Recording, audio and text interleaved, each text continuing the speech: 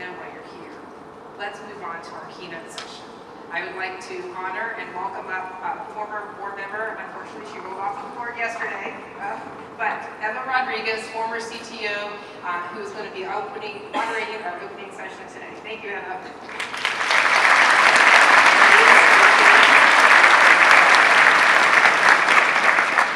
Good afternoon, CoSN. It's great to see everyone in person here in this amazing city of Chicago. As Julia mentioned earlier, Chicago is a city that knows how to reimagine itself. And it showed this in a very powerful way after the Great Fire that happened here many years ago. You see, Chicago didn't just rebuild what was already here. It reimagined every part of it. The infrastructure, the architecture, its future, and in doing so, it became a hub for innovation. In education, we are in a transformative era. Also, we're in a transformative moment where with AI, we have the opportunity to reimagine school. What does school look like? What does it feel like? How does it work for every single student? Today, to help us think boldly about what's next, I'm honored to welcome to the stage two of the most respected voices in education. Please help me in welcoming Dr. David Schuler from AASA and Jean-Claude Brizard from Digital Promise Global.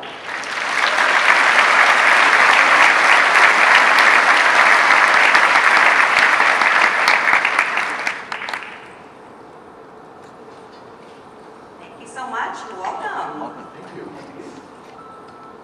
We have a lot of good topics to discuss, so we are going to jump right into our questions today. And the first one is for Jean-Claude. So we hear a lot about AI being a disruption to education, but you and your work at Digital Promise frames it a little bit different. You say it's an age of human intelligence. What does that mean, and why does that framing matter? Yeah, Emma, thank you. First of all, it is an age of disruption, but we also push the fact that this is something about what it means to be a learner, what it means to be a learner in the age of the machines. We have seen this guy Andrew McAfee, who's an MIT economist, about 13 years ago, talking about these TED Talk series, They're Coming for Our Jobs. In that, he chronicled the history of technology in the last few hundred years. He said that in every technological revolution, we maintain full employment. We often leave a population behind, so we shouldn't do that this time.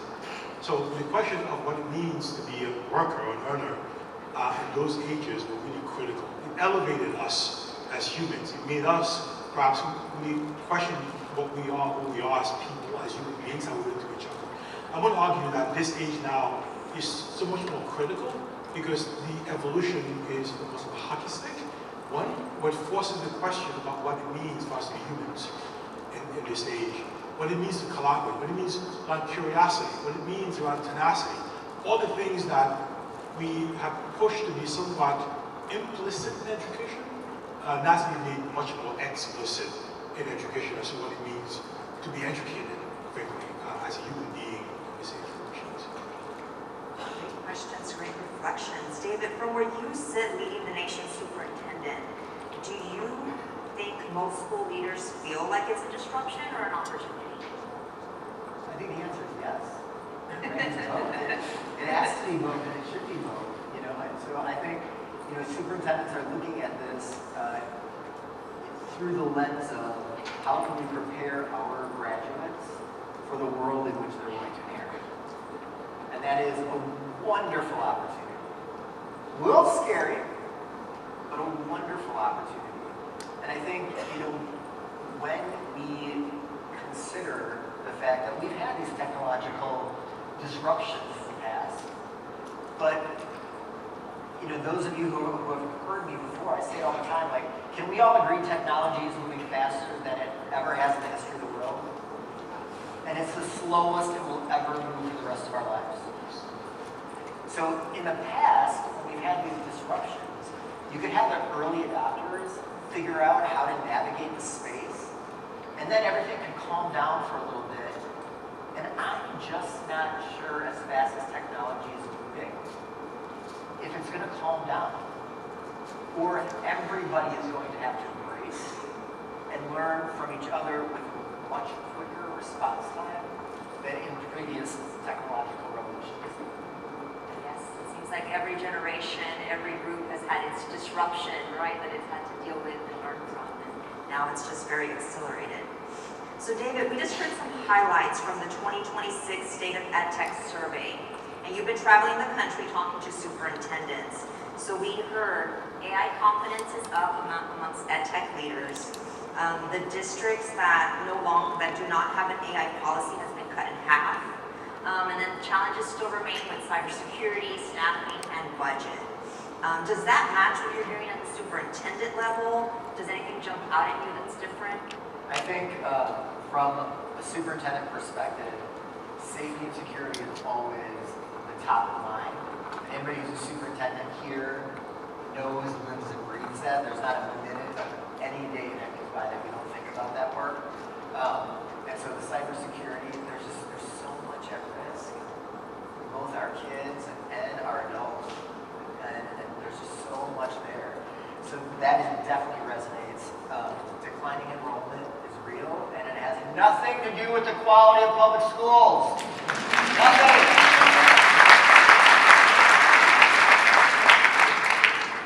Not rocket science. When you have a low birth rate, there's no kids to educate. That's just the reality of it. But that does have an impact from a budget perspective. And so those budget conversations are real that all of our leaders and the boards have to be engaging in right now.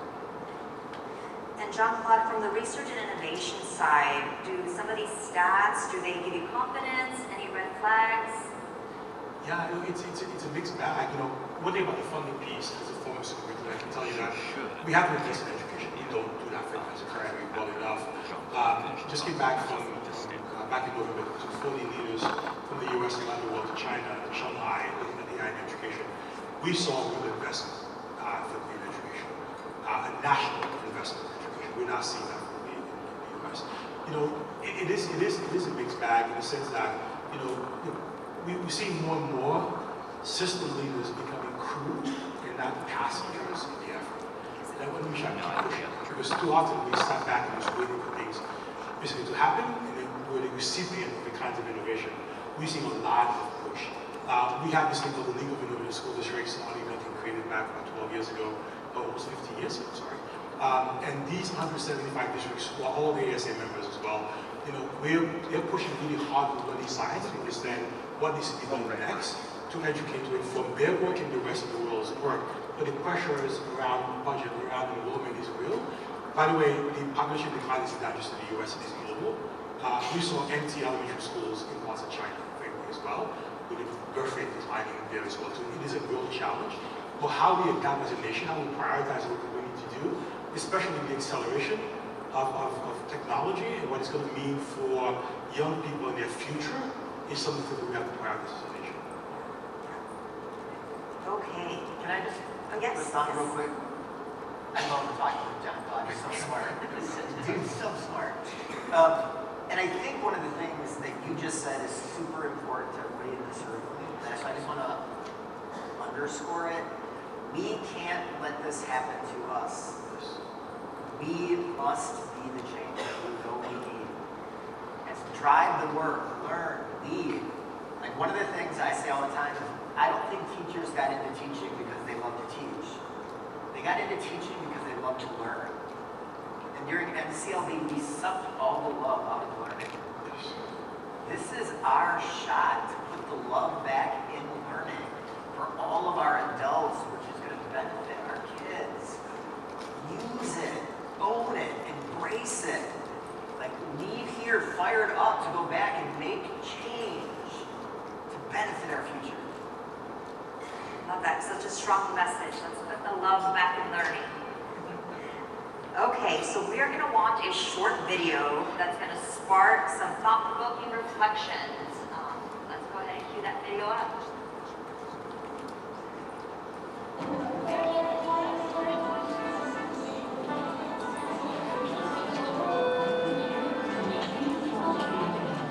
It'll be about 4 minutes. I think it's about 4 minutes.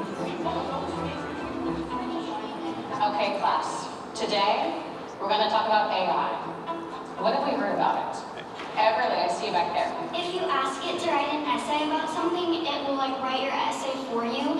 And some people like cheat on their essays. You could put fake videos of people online. It could give me wrong information. I searched a question and the AI overview literally said the opposite of what was right. One of my real big worries is about it taking jobs. Like you're already seeing that. AI is trying to read teachers. Well, I'm in trouble then, huh? Are you allowed to use it for schoolwork? Okay, so be honest. How many of you are using it anyway? It seems like we have a problem here. So how would you fix it? Today, you're going to create our new AI policy. Like right now. Desks together, groups of 4, please. Let's do this.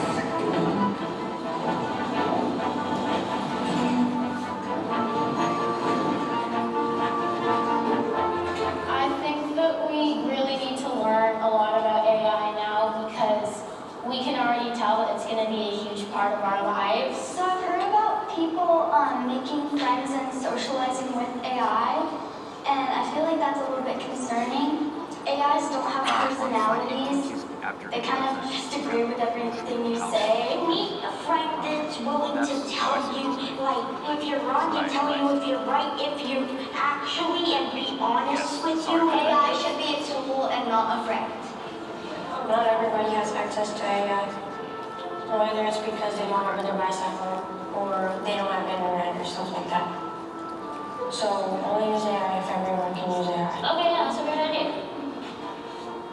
It can't answer certain things and it can't like write essays or something. Yeah, But it can pull trustworthy sources for you. Yeah, write that down. It was really fun to kind of just pool all of our knowledge together because we were all learning a lot from each other. AI can track your digital footprint, so just be careful with it. AI safety should be mandatory. Kids never get to make the rules at school. I'm not even sure who does, since I don't think the principal does. I have no idea who actually makes the rules at my school.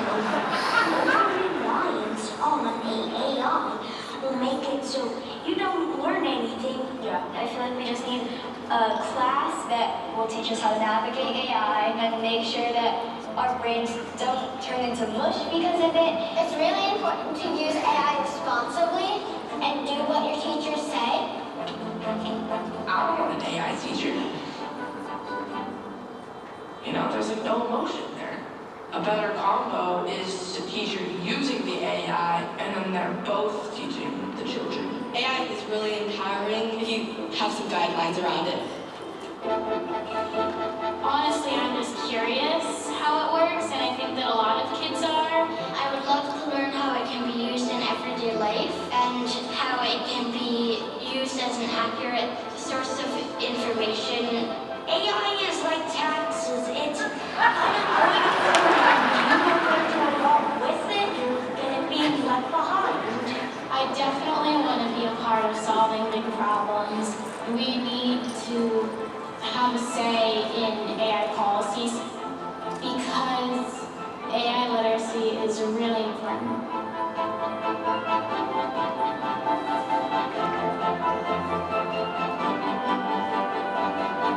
Thanks for finally asking us what we think. Bye.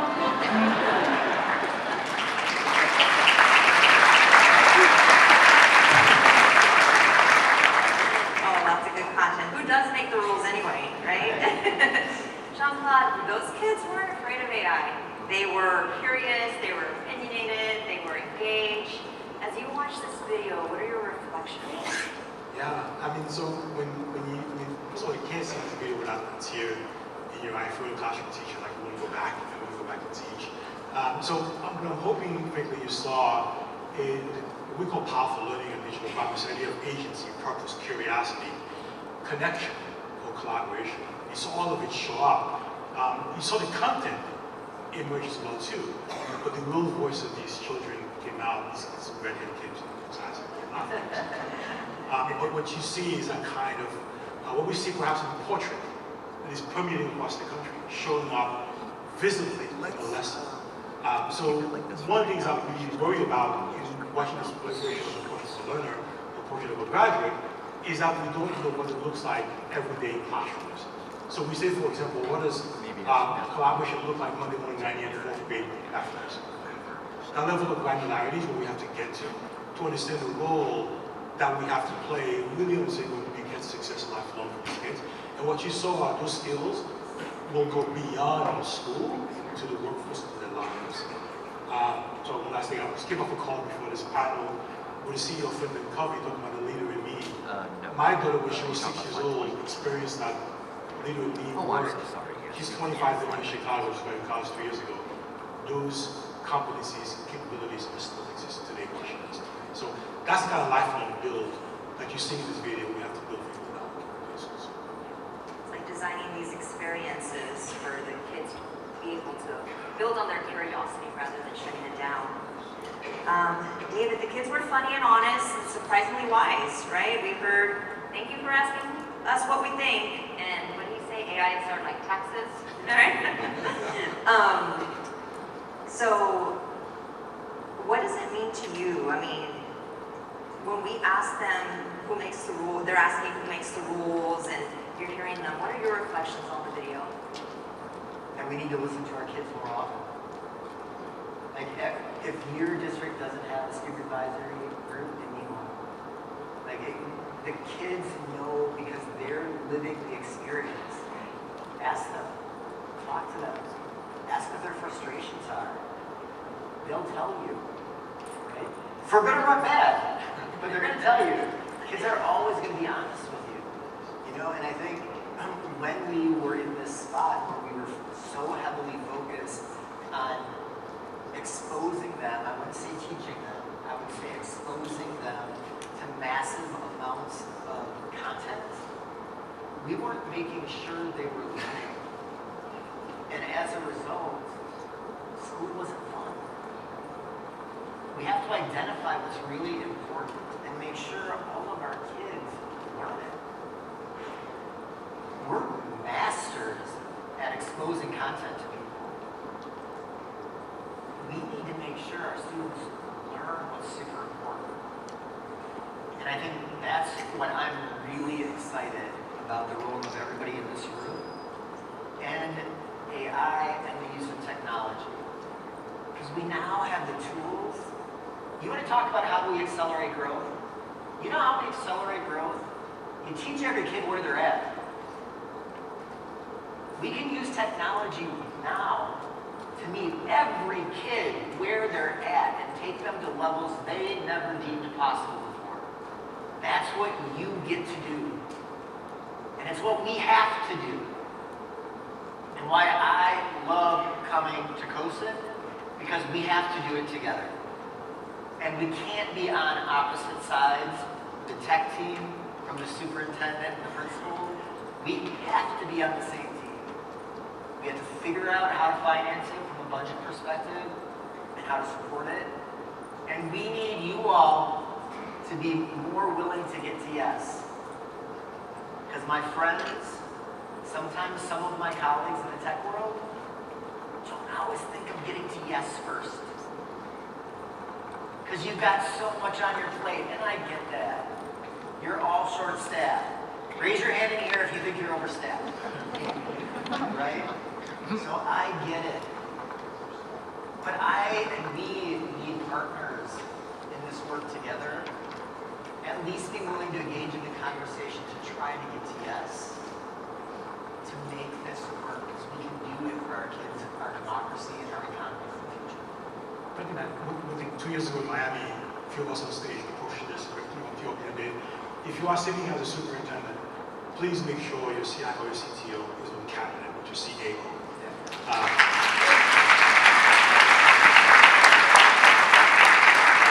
It is about curriculum instruction assessment, it's about pedagogical practice. Technology is supporting the work we do in classrooms. Without your technologist sitting next to your academic people, they're making a one-sided conversation possible. It needs to be a coordinated effort to push this kind of work in our classrooms. And tech leaders come from all different backgrounds. I did not come up in instructional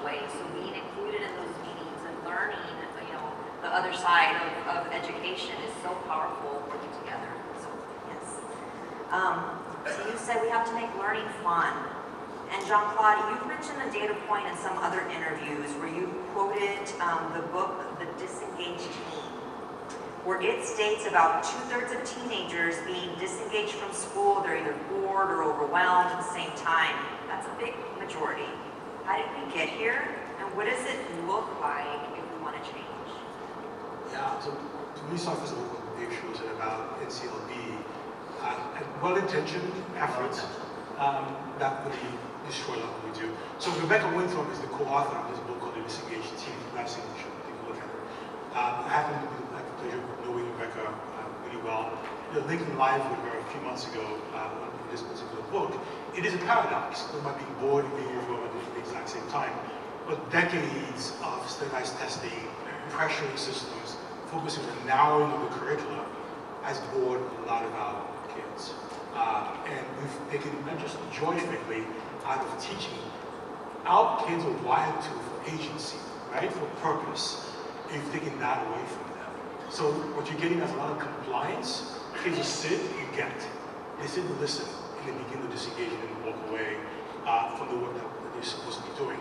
I've seen examples in the US, in Australia, and most recently, frankly, in China, of work being done about problem-based learning, where kids are designing their own problem, and with the community, and they're driving content that way. You give them that kind of agency, they see purpose in what they do, you go back to powerful learning, you can begin to move away from that. But what we've done, frankly, we've removed the fun and the joy out of our schools and our classrooms because of what's coming on down from the feds on down. I'm thinking right now, frankly, with the evolution of power of the states, we have an opportunity to push against that. I think we should seize it. David, AASA recently launched the Public Education Promise, which is a framework for reimagining what public education needs to look like in the next generation of learners. So you have a few slides, if you can take us through those and tell us what it is. Yeah, that'd be great. So to Jean-Claude's point, like we've said, somebody has to step up and take on the ownership and the narrative of what education needs to look like for the future.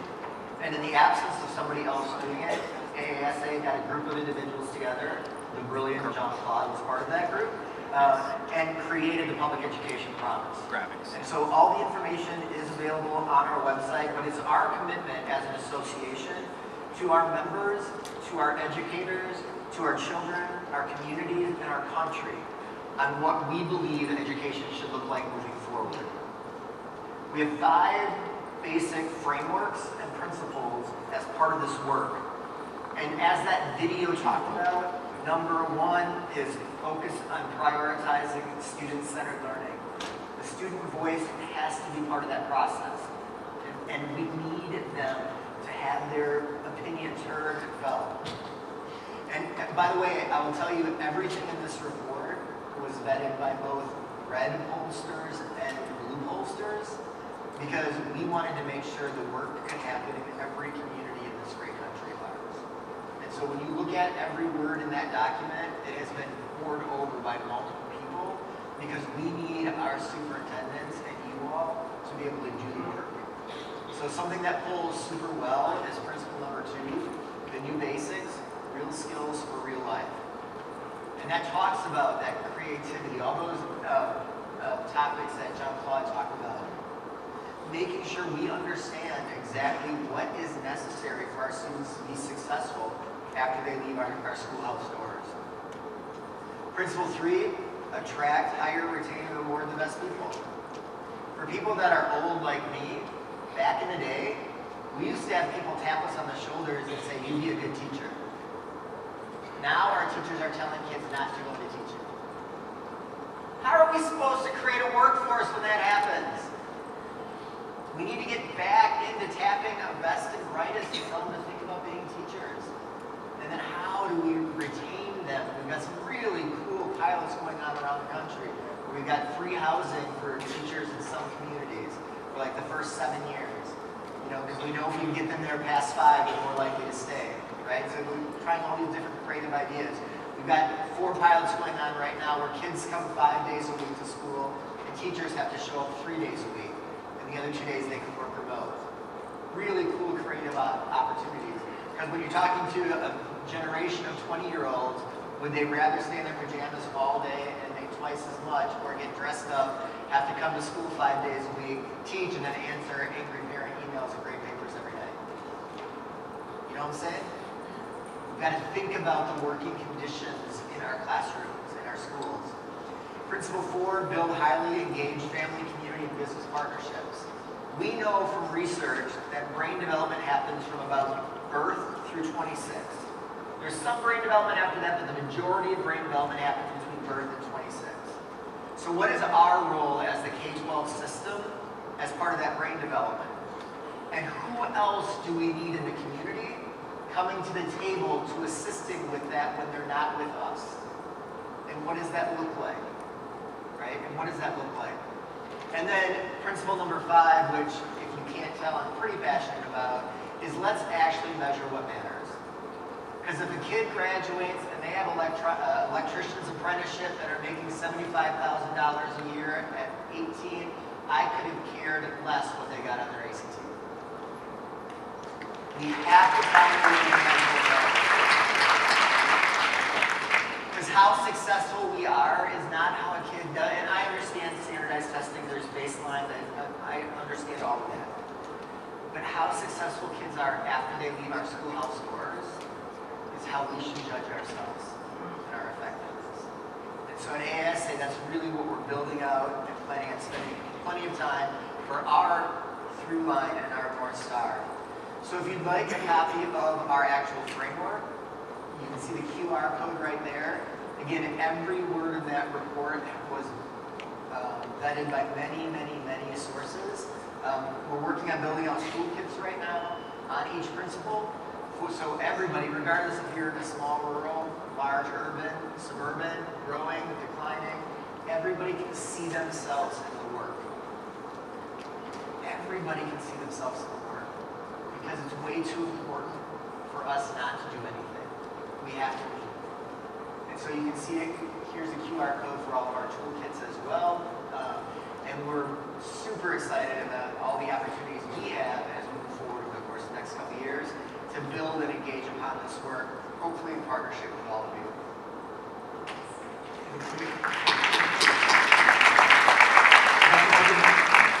Highlight one of the pillars that Dave just talked about. It's quite a discussion. Measure what matters. We have a problem with assessment in the world, in the US, where assessment lags a lot of the innovation we're pushing. AI is making our current record of assessment obsolete. We create tests that are equally boring, so no one has an advantage. Kids don't care about your test, and the 13-year-old could care less about your test. I have to beg him to take it seriously because we're in high school. He's like, that thing? Why should I be taking it seriously?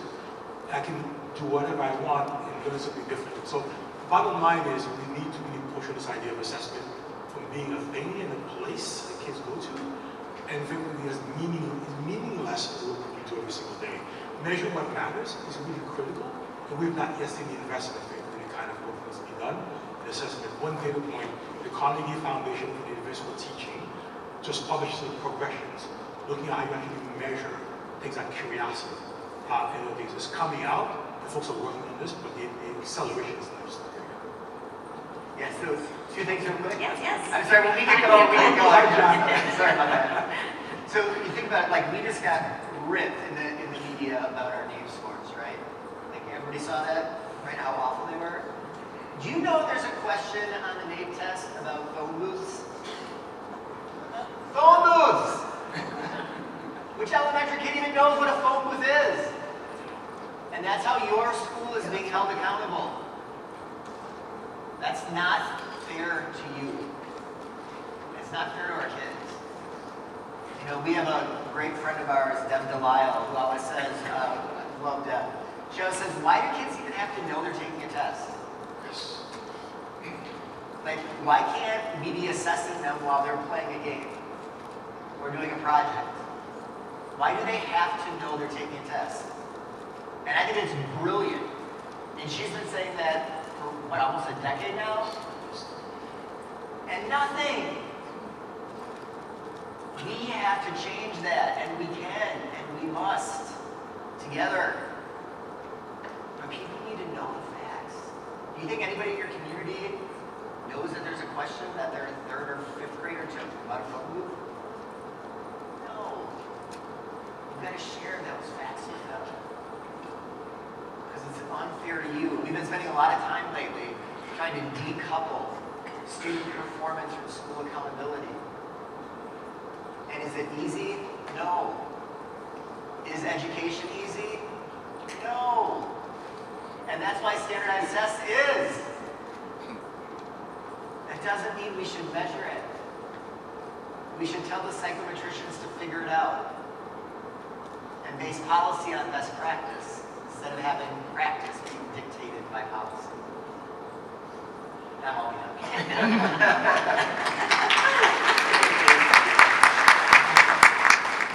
All right, so Jean-Claude, your research talks about learner variability.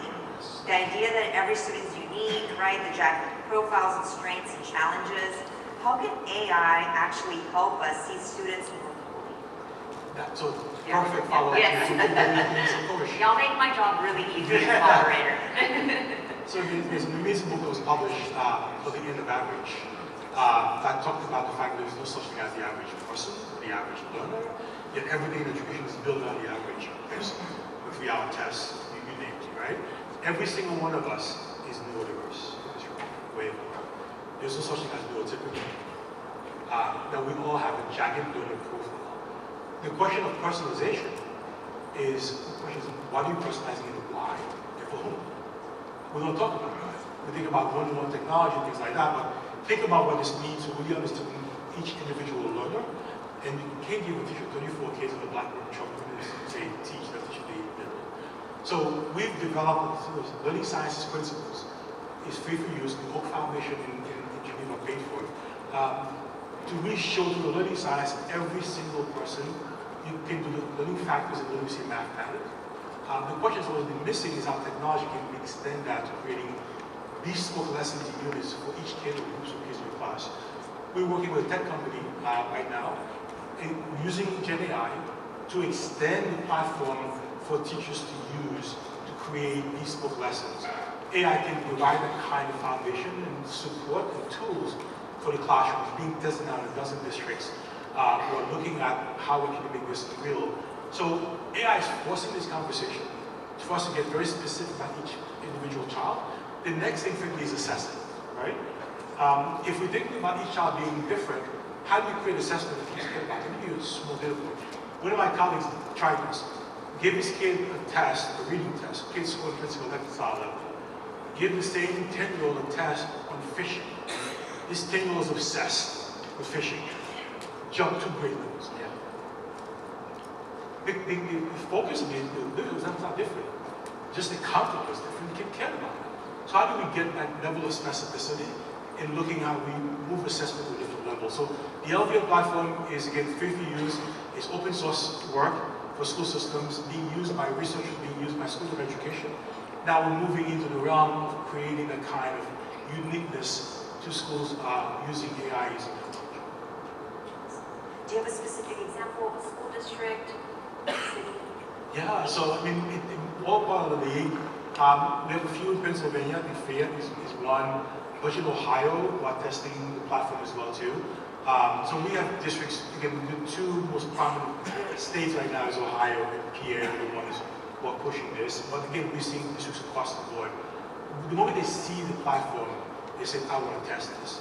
They were the ones who helped build it, first of all. And now they're testing this next iteration of learning variability.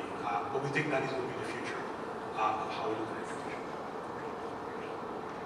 Now we're going to pivot a little bit and talk about leading courageously. David, you mentioned this earlier, or maybe Jean-Claude, you have your CTO on your cabinet, right, to be in the room, listen to their voice. But you've said in other interviews that superintendents can no longer just hand off the conversation of technology to the CTO. They have to be in the room, right? What does it mean for a superintendent to work with their technology leader? What does it look like? Yeah, well, I think, first of all, it's super important.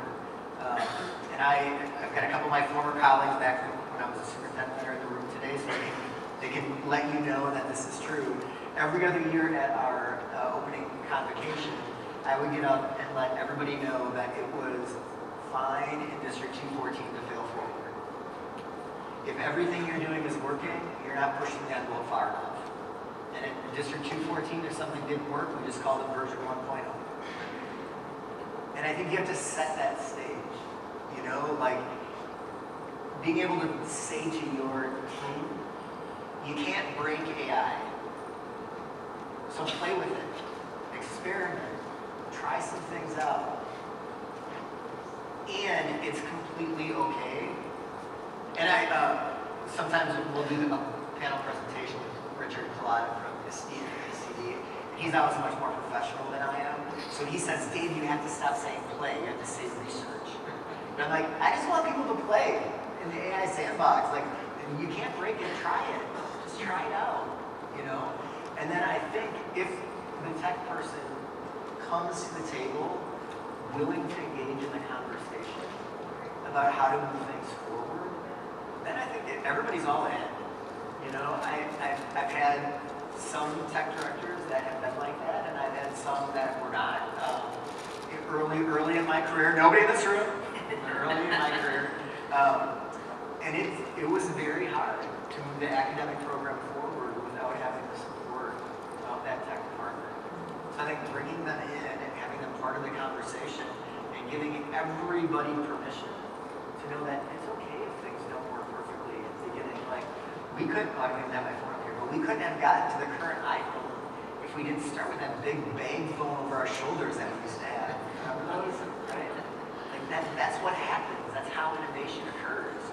And that has to be supported. Everything shouldn't be perfect. Like, and I think so oftentimes people are paralyzed by the thought of imperfection that they don't give themselves permission to move forward. And I just always say, like, everything we do should be an action research project. Like, we try it, and if it doesn't work, you tweak it and move on. Like, and that's totally fine. We don't have to judge ourselves by it. Just have a glass of wine when you go home. You know, it's all good. So superintendents should feel comfortable being tech savvy and working with their tech director to get there, right? Exactly. Yes. Look, can I relate Yes. to that? Almost something controversial. You can't do a job well unless you're willing to lose it. I always live by that, and it's a terrifying concept as well too. Like, you have a family, mortgages, etc. But for the many of us who sit in the chair of the superintendency is a terminal job of education and protect the patient at all costs. We used to say when I was people, right? But one of the things we don't do well in our jobs is educating community.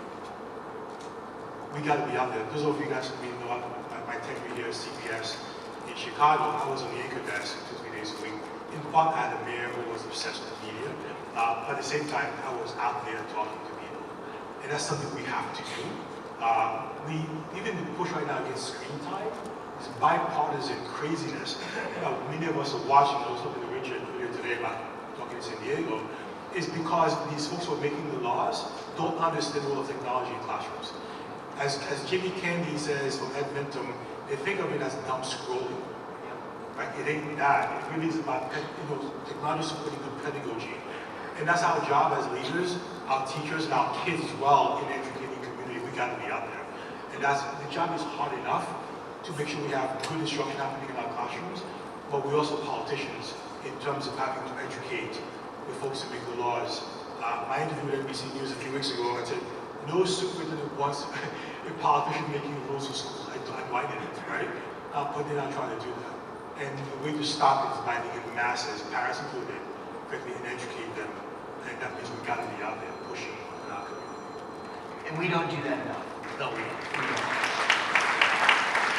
We're going to jump in a little more to screen time later in our conversation. Jean-Claude, you push back on leaders who say they won't use AI until it's ethical. And then you come back and say, well, let's get involved and let's make it ethical, right? That's the only way. That's courageous leadership. What does courageous leadership look like at this moment? Yeah, that's exactly the push, right? The idea of playing. One of the organizations we helped support in the launch was Play Lab with Yusuf. He has a great sandbox for educators, right? Now, much of around the world, encourage our kids and our teachers to play in a safe environment.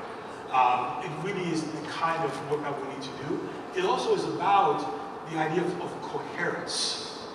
Let me qualify that, right? So making sure that the policies of the central office are cascading in a way that supports a coherent instructional system. That often is the work. We're seeing now what we're doing in Texas, a recent RCT that came out of Nigeria, looking at, again, low-level technology, low-resource environment, getting 1.6 to 2 years of gain in math and literacy in a short amount of time, with good technology supporting good pedagogy. It's not drop-shipping a technology tool in the classroom. It's not dropping the box and running. It is really having the kind of coherent system that is supported by good technology. That's the way we should kind of look at this dialogue forward. That is what we're doing. Yeah. Yes. And the software, the AI is just a resource and enabler, but it's not going to transform culture. David, let's talk about what's actually happening on the ground. Superintendents face board pressure, parent pressure, community concerns about AI, data privacy. How do you build, build a good message when you have this complex environment? I think you have to tell your stories of success. Right? Like, raise your hand if you have a school or a district where not one thing good is happening. And yet, many people in your community are seeing what shows up on the news or in the paper. That's not positive. That's not fair to you. Like, we have to be able to use our technology to share the stories of the great things that are going on in our schools. Start building back that narrative and that trust, so that when we come to them and say we're going to completely change this pedagogical approach to meet the new technological needs of our students, they're willing to believe us. I always say to our team, I wanted us so far above water that when bad things happen, we would be underwater. Because bad things will happen. They do. They just do. But you have to have so much trust in your community that when they happen, they still know that you know what you're doing.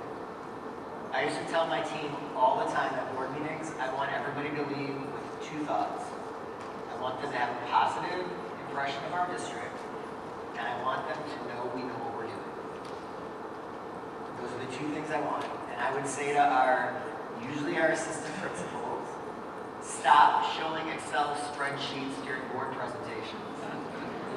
No one reads a spreadsheet anymore, not when we get all of our information on our phones. That's how we need to deliver our information. That's how we need to share information. And we just don't think through that lens yet as a whole. I'm sure some of you do, but like as an institution of public education, that's how we need to think. How we're communicating information and how people receive it. Like, how do you receive information today? How do you receive your news? And are you sharing your stories through those same venues? And if there's a disconnect there, that's a problem, my friends. It's a problem. That can be addressed. Because there are great things happening. Are there even greater things that will happen? Absolutely. But your community and your parents and your kids and your teachers need to know you know what you're doing. Because you do. You do. Yes, find those stories, share them within your community, and then after our panel, Stacy will talk about some other opportunities that you can share amongst our CoSN community and then maybe even broader. So. Something I learned when I was in Rochester, New York, as superintendent. One pastor said to me, "The parents you're looking for are in my church every Sunday." So I developed that strategy here in Chicago. I was on those churches in Gunsville, across the city. My studies weren't mine. I was in churches looking for information. And that was a way also to get the message out to the community of what you're doing. Otherwise, people don't know that. So many of us even hide away from social media. Many of our kids are going to get the news too. So we have to embrace what folks are getting information. Yes. All right, so now let's talk about building what's next. Jean-Claude, your future-ready framework talks about 6 pillars. Dynamic leader profiles to AI-augmented teaching teams to seamless pathways for freebie to the workforce. If you could just move one of those pillars in the next 2 years, maybe 1 or 2, which ones would have the greatest impact? Yeah, so for me, they're all really, really critically important. But one that we are working on right now is the idea of research and development loops. Let me qualify that. You think about the speed with which AI is moving and how it's not always informing practice. In addition, thinking about the fact that most EdTech tools are not efficacious. They don't really work. They don't do the purpose what they actually do. Many of us, including CoSN and CETL, we are working on changing that. Imagine a world where what happens in classroom informs technology design and improvement, an iterative process of researchers in the middle and making that happen so practice informs tools and then tools respond to what is happening in practice. That is something we are working on very, very hard, including thinking about AI. We saw it in Shanghai and Eastern China University, where a team of scientists, 100 scientists, 50 learning scientists, 50 computer scientists, working in tandem with the regional Ministry of Education in iteration.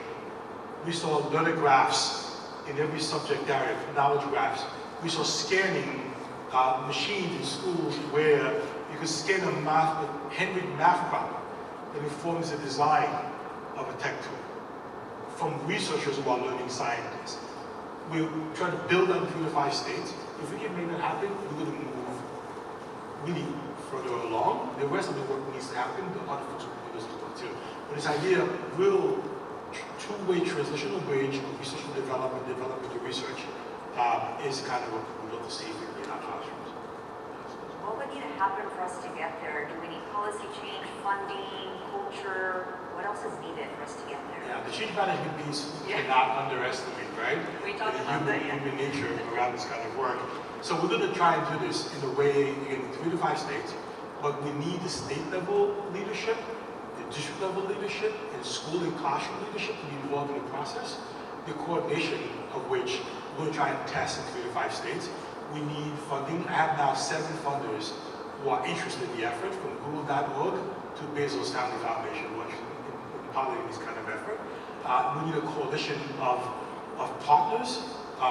Massachusetts has come forward and said, if we do it here, the Harvard Department of Education wants to be involved in the process. So getting these kinds of clusters, including clusters of school districts, we're thinking about the ones outside of Pittsburgh, with the Forge Futures, with the Goodwill Foundation. If we get these kinds of enclaves around the country, we can demonstrate what's possible, but we need catalytic funding. That's part of my work tomorrow in San Diego, talking to a bunch of funders and talking about how Google funders, supported by IES, can move this kind of work forward. So we're in a campaign to get enough funding to support this kind of work with teachers, principals, superintendents, and state level chiefs to really effectuate this kind of effort.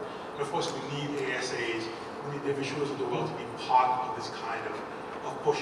Again, it's the kind of collaboration that's required. This can't be done by one layer of the system.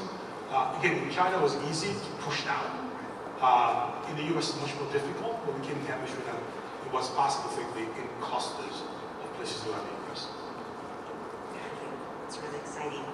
David, AASA just launched a National AI Leadership Fellowship with MIT, bringing 50 superintendents and 100 student leaders to think about the future of AI in education.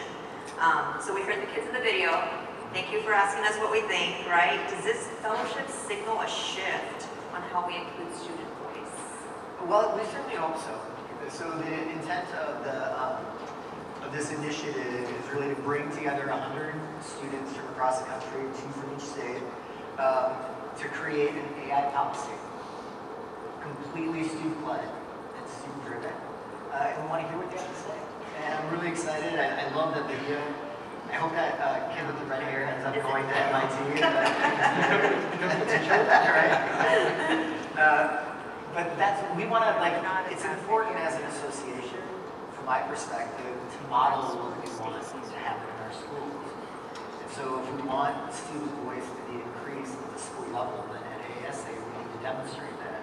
So we have student voice at our general sessions last year at our national conference. We will have them if you all come to Atlanta next year. We'll have student voice again at our sessions and do more things like this Day of AI. So we sent out an email asking participants and attendees if they had any questions for the panel. So I'm going to pivot to those questions here before we close. So the first one, I took these word for word. In the face of the national conversation about limiting or removing screen time from classrooms, so here it comes, right? Many district technology teams are being asked to audit student devices, to count usage minutes, recognizing that our kids will still need their education to include technology, including experience with AI. What do you see the future direction of education technology in K-12? I would say that I don't think you can understate or overstate, I always forget which way to frame it, but how bipartisan this issue is in a way that's not favorable to the people that are in this room. Both sides of the aisle seem to be coming together on this with some really interesting, complex is a better word. I had another word, but I shouldn't use it for the main stage. But some complex language related to screen time. And again, we've allowed the narrative to get away from us.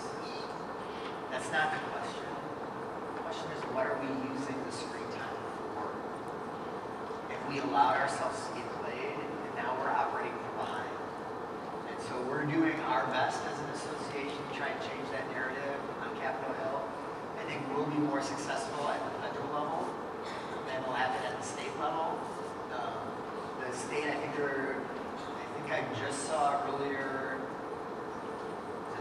last week, 176 new bills were introduced regarding screen time in state legislatures. I mean, that's a lot. That's a lot.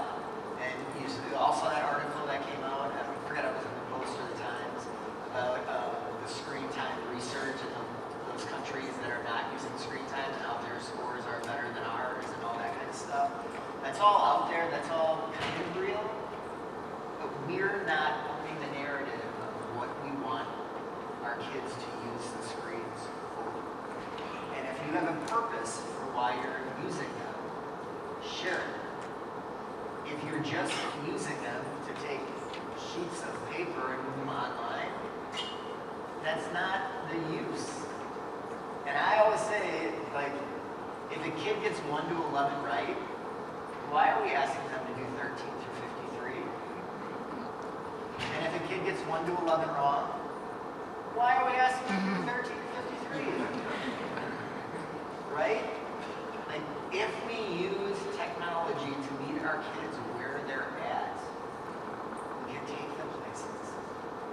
And it becomes a non-issue. When they're using the screen time for something that doesn't impact learning, real learning, not just being exposed to something, but real learning, they're going to want to spend more time on it. It's on us to make the learning authentic. And together we can do that. But that's through the lens through which we have to have this conversation. And right now it's an uphill battle. It really is. It is. I mean, so maybe I should say this room, but I will. Tomorrow morning, actually, I'll be in San Diego. Tonight, I'll be in San Diego. One of the first meetings we have is a closed-door meeting with a bunch of state superintendents. And this is the topic of the conversation. In many of those states, chiefs have the screen. 76 pushes in the legislation not banning screen time. And we're going to talk openly and coherently about the strategy moving forward. Again, making it closed door so it's not something that we push in the media to embarrass those folks. But it is a big question. It's one that they were just talking about. Too often we appear to be outsourcing education to machines or to a screen. We got to change our narrative. This is really about good pedagogical practice, teaching and learning, coherent instructional system, technology supported. What we seem to be outsourcing, that is a problem. I have 4 kids, but 3 boys, 16 and under. my 10-year-old is on his iPad and computer, you would think he's on screen time. He's collaborating with classmates, building toward the competitions and entering various. That is quality use of technology, right? They're building a tool to move a piece of a building someplace else. It's a physical tool they're building, and they're collaborating online doing it, and using 3D print to print pieces of it. So it's sexy and awesome stuff they're doing in Maker Lab in school. You would think it's just him lobbing off with his friends, but they're building. We have to push that to our communities. This is where the anchor desk, this is where being on those churches and communities, getting the parents to push, because by the way, they're the ones actually doing a lot of this as well too. And we're now talking to our parents about being allies in the pushback against this kind of work. We don't want to isolate ourselves in school systems, but we need to be out there as interventionists. Schuler and CoSN has some great resources that was mentioned earlier on how to message that to your parents and your community also. So another question that came in from the audience. What is a decision that education leaders are making today around AI and digital transformation that we may look back in 5 years and regret? How can we get ahead of that now? So, for me, it's just not saying no. I think way too often our first reaction in education when someone comes up with an idea or a question is we say no. And I just think that word should be removed from everybody's vocabulary unless somebody is doing something to harm a child. We may not be able to get there quite yet. We may not have the resources to be able to do it exactly like that idea came up with. But if someone comes to you with an idea, think about that. They thought about it, then they have the courage to approach you as a leader and share that with you. Like, you can't shut them down. You know, and so as it relates to AI or anything, I just think it's so important to just keep an open mind, ask questions, and keep your team members as curious as you are. So what I would not want to do as a school system leader right now is to put in a lot of policies limiting the exploration. See, I did that, I didn't say play. The exploration of the use of AI until I had people go out and actually do it. Like we used to have an innovation and change committee in our district. People would just pilot things and try it, go explore. Like, how are you ever going to get to full adoption if you don't have your early adopters out there willing to try new things and feel comfortable in the fact that it may not work? And that's totally cool. In the social media move, we all stay silent and quiet and watch it happen to us. And so my fear, I'm saying crew and not being passengers is exactly right. We have examples of districts in this room. I met one from California just earlier, an hour ago, talking about the work she's doing in her district around providing guidance and use of AI, right? We have all these flowers blooming. We don't have this coherent. We're sharing what is happening with national strategy to say this is what needs to happen. So decisions being made now, again, we saw the data. We see more and more leaders becoming crew, not passengers, taking ownership of this work and pushing, right? What we need better now to do better is a coalition of us saying this is what we want to see, and this is how it's going to happen. In the CoSNs of the world, ASs of the world, the ways we can do that, absent national guidance, I think frankly, we have to take a momentum and say, how do we push this work and create a coherent way of saying, this is how we're going to respond to this, how we're going to drive the big tech in doing this work. We just got money, promise to begin to create learning science data to inform the work of OpenAI, Anthropic, and Google. I have confidence in you, Google's been a partner of ours for a long time. So they lead on the science. We're also trusting some others who are leading on the science. We have to push in earnest and say, if you're going to build something for education, it needs to have the following versus being recipients of this. Again, going back to Shanghai, we saw an LLM dedicated for education. We don't have that in the US. So asking of that, what is the next best thing that we have to push? And it requires a lot of us to do this. One person cannot make it happen. So we're making decisions. We need louder coalitions to push of big tech in the right directions. And I hope something you're hearing is, as Jean-Claude and I are going through our work, we're really thinking about this whole ecosystem and how it has to evolve and change. And we acknowledge that, and I think it's really cool the work that they're doing, the work that CoSN does, the work that we're doing. I see a lot of other thought partners out here as well. But it has to be about the entire ecosystem. And I love that idea of putting researchers in the middle instead of having researchers wait at the end and then determine if something worked or didn't work. Like, doesn't it make a lot more sense to have them engaged early on and throughout? And so like really trying to, some people would say disrupt, but it's almost recreate a new ecosystem to meet this new opportunity that we have for a generation of students who are going to learn completely different than we learn. And again, how awesome is that, and to be partners in that work with all of you. So we are almost up on time. We are at time. I'm gonna ask you one question, maybe like a 30-second answer, if that's possible. It's 2035. We're at the CoSN conference.